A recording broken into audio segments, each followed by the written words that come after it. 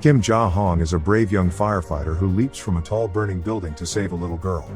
After taking the full brunt of the impact, Kim quickly recovers and goes to check on the girl who is reunited with her parents. He asks what's her name, but she doesn't reply. Instead, she leaves with her family without even acknowledging him.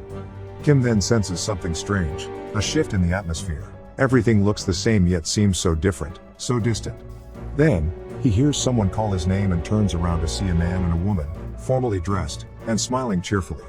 Out the side of his eye, he notices a group of his fellow firemen surrounding a body. It's his body. As he stares in disbelief and begins to freak out, the man and woman approach him and introduce themselves as Haewon and Deok-chun, two of the three guardians who will be guiding him through the 7 trials of the afterlife. They tell him that he died on April 28, 2017, right on time.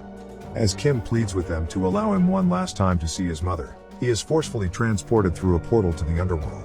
Outside the gates of the 7 trials, Kim is introduced to the third guardian, Kang Rim.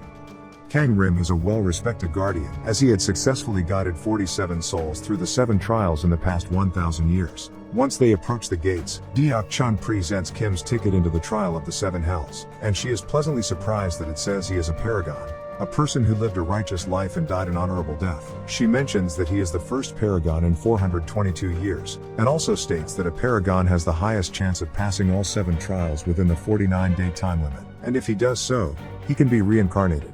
Then, they enter through the gates.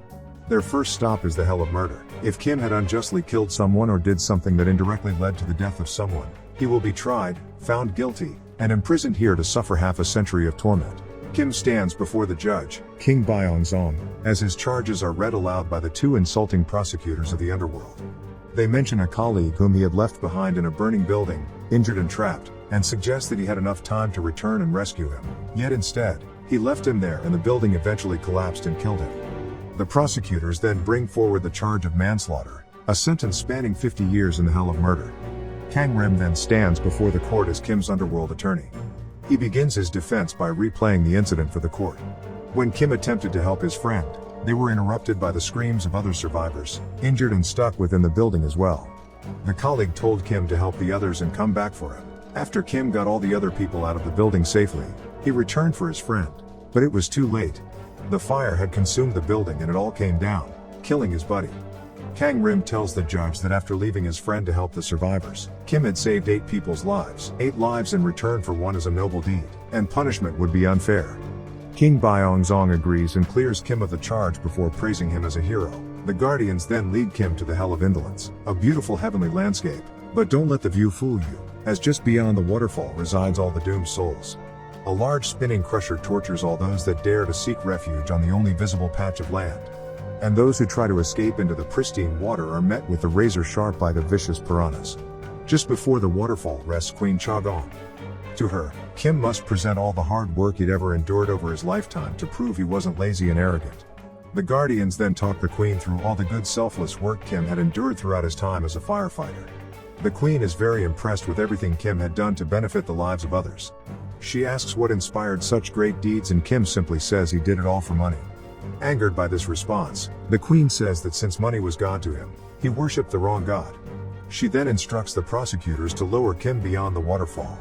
As Kim gets closer to the edge, Kang Rim and Haewon jump in and try to help Kim. Kang Rim then pleads with the queen to look at the life of Kim one more time, but this time he offers a different perspective. Here, he shows Queen Cha-gong that Kim's life was much harder than just his work as a firefighter. Apart from his usual day job, Kim worked various jobs at night and even looked for work on weekends without getting a single day of rest. Kim had undertaken all of this work to support his terminally ill mother and younger brother who was studying to become a Supreme Court judge. Kang Rim ends his defense by saying that had Kim not worked for his family they wouldn't be alive today. The queen then comes to her final verdict. She says that even though Kim worked for money, he did it for a selfless purpose, and for that reason, she's out. On their way to the next trial, the group is ambushed by dangerous 4-legged monsters of the Blade Forest of the Underworld. When they manage to barely escape the forest, Haewon tells Kim that the monster's attack means that an immediate family member of his has died and become a vengeful spirit, and they're now roaming the earth, which is causing anomalies along his path on the trial. Kim is concerned that his mother may have passed away. Kang Rim tells them that the only way to end this is to find the body of the family member and burn it, which will destroy the spirit. So he makes his way to the realm of the living to find the deceased. The other two guardians blindfold Kim as the monsters can see what he can, and they lead him to the next trial, the Hell of Deceit. Here, Kim will be judged by Admiral Yi Sun-sin on whatever lies he had told and the impact they had. The prosecutors present the charge of forgery, 98 fake letters that were all written by Kim to the children of his fallen colleagues. One specific case is brought forward. The dead colleague who Kim had failed to rescue. His young daughter, Ji-yeon, had received letters from Kim, who had pretended to be her father. In the letters, he tried to encourage and guide her. Kim explains that she was only a little girl and he wanted to give her some comfort. But the prosecutors ask if he ever took into consideration the despair she would feel once she discovered the letters were fake. Kim is lost for words, which angers and prompts the admiral to have his tongue removed. Deok-chun then defends Kim by bringing forth even more fake letters, these ones addressed to his mother. In these letters Kim tells his mother of his wonderful family, his wife and son, and his amazing life, all of which were lies as he was never married, neither did he have any kids. Deok-chun states that had Kim not written these letters to his mother while she was battling in hospital, she may not have found the strength to fight and recover as she did. The prosecutors ask once more about the despair his mother may suffer once she finds out it was all lies, but Deok-chun says that had he not written those letters in the first place, then those people may not have grown as much and moved on. The admiral is then shown how happy Kim's mom was when she read the letters and how the letters inspired the little girl, Ji-yeon, to write back to her father and thank him for all his encouraging words before moving on. The admiral then clears Kim of all charges and allows him to leave. On Earth, Kang Rim visits Kim's house to find his mother, who is a mute woman, and tells her that he came to pay his respects to Kim. When she closes the door to give him some privacy, Kang Rim confronts the spirit of Kim Soo-hong, Kim's brother, who had been hiding within the burning candle smoke. He asks where he died, but the spirit escapes and an epic chase ensues. After failing to catch the spirit, Kang Rim contacts Kim and the Guardians at the Hell of Deceit and tells Kim that both his mom and brother are fine. As Kim rejoices, Kang Rim tells the other two Guardians the truth about Kim's brother, and says that it's best for the sake of the trials that Kim doesn't know. Kang Rim resumes his mission to find and destroy the spirit while the group continue the journey to the next trial. Along the way, Kim tells Deok-chun about a rice cooker he was supposed to gift his mother before he died, as a thanks for all the delicious scorched rice she made him and his brother when they were kids. Also, within the cooker he had left one last letter. In this letter he had written the truth, about how he had lied in the previous letters just to make her happy and proud, and how he had missed her so much. The group then travel to the Hell of Injustice, a place where souls are punished for up to hundreds of years for refusing to help those in need in the living world. Because Kim is a paragon, he gets a free pass through this hell without a trial. On Earth, Kang Rim goes to the military base where Kim's brother Soo-hong was stationed. He finds out that Soo-hong has been labeled a deserter, and the military is looking for him, but it's quite odd that he would desert given that he was only a few days away from being discharged. Under the pretense of being a commander that's investigating the desertion of Soo-hong, he questions Lieutenant Park, who had placed Soo-hong on duty, and can easily make out that he's hiding something. He then finds Sergeant Dong-yeon, who was alone on duty with Soo-hong the night he disappeared, and he turns back time to discover that Soo-hong was the only friend Dong had in the military, whilst everyone else would pick on him for his slow, quiet and shy nature. Soo-hong would encourage Dong-yeon by singing with him one particular song he wrote about being in the military to help him through the tough time. Kang Rim then travels back to the night when Soo-hong went missing. That night, Dong-yeon was nervous and afraid, so he was playing with the safety of his rifle.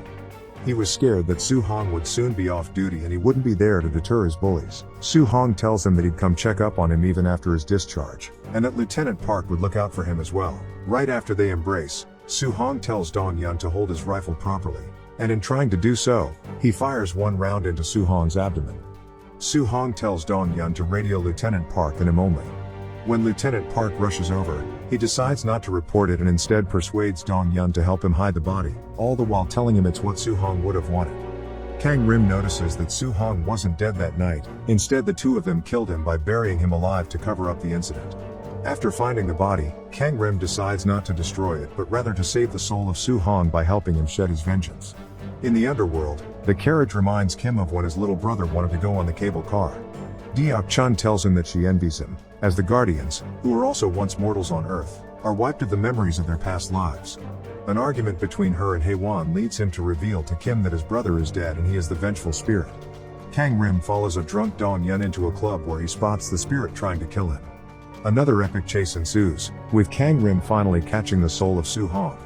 He pleads with Su Hong to give up and come with him in order to help his brother along the trial, but to his surprise, Su Hong hasn't seen his brother in 15 years since he ran away from the family, and he hates him. Su Hong then escapes.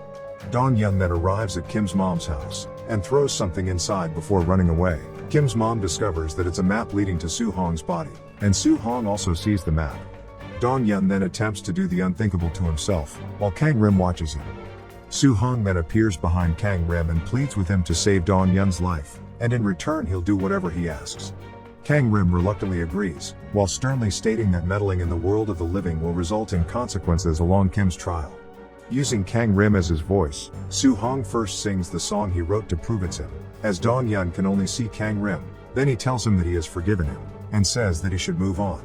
Along the way, Kim and the two guardians go to the fifth trial, the Hell of Betrayal, where souls are punished for selfish betrayals by being trapped within a mirror and destroyed.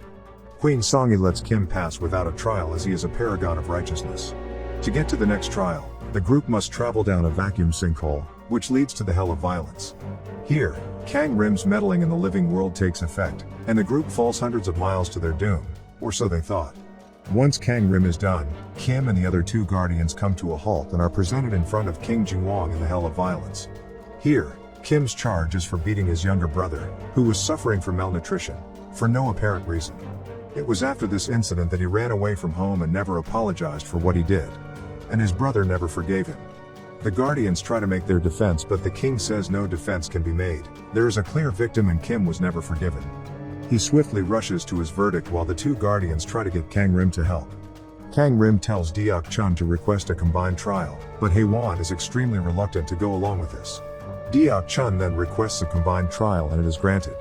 A combined trial means that the charges will be presented in the next court along with the charges of that particular trial. If the defendant is found guilty of all of the charges in the next court, then there will be additional punishments for the defendant, and his guardians will be stripped of their duties and all of the benefits of being a guardian. The group then heads over to the next trial, the Hell of Filial Impiety, where souls are judged on how well they respected their parents. Before they reach the court, Kim confesses to the two guardians that he wasn't a good son. His mom was dying of terminal illness and they had nobody else. His brother and he were starving each day, and it was only a matter of time before they all suffer a terrible fate. So that night 15 years ago, when he ran away from home, he tried to end their suffering. He tried to kill his mother while she was asleep, but his brother had woken up and tried to stop him. So he beat him up and ran away out of guilt. Had he gone through with it, he was going to crush up all of the sleeping pills and put them in the food the next day, and his brother and he were going to die as well. He never saw his mother or brother since then, and only sent her letters. Haewon is pissed. After Kang Rim helps Su Hong restore his soul, Su Hong sees his mother enter the base and confront them about her son. Since she is mute, she has a message pleading with them to help her find her son, over her chest. Lieutenant Park tries to stop her and pushes her away, which angers Su Hong. Eventually, she shows Lieutenant Park the map, which infuriates him even more, and he shoves her to the ground after taking it from her. She is then carried into an ambulance on a stretcher. Witnessing this, Su Hong unleashes his vengeful spirit once more, and he conjures up a huge tornado in pursuit of Lieutenant Park. This affects the Netherrealm once more, and sand demons begin to attack Kim and the two guardians. After failing to free Lieutenant Park from Su Hong, Kang Rim calls upon Haewon to help him. As a fierce battle ensues between both parties, Kim is slowly being swallowed by the ground. Once Kang Rim and Haewon get Park to safety, Su Hong witnesses his brother being swallowed by the sand and decides to end his pursuit for vengeance and restores his soul. As soon as he does so, the court of the final trial emerges before Kim. King Yomra, the Lord of the Underworld, reads out Kim's charge.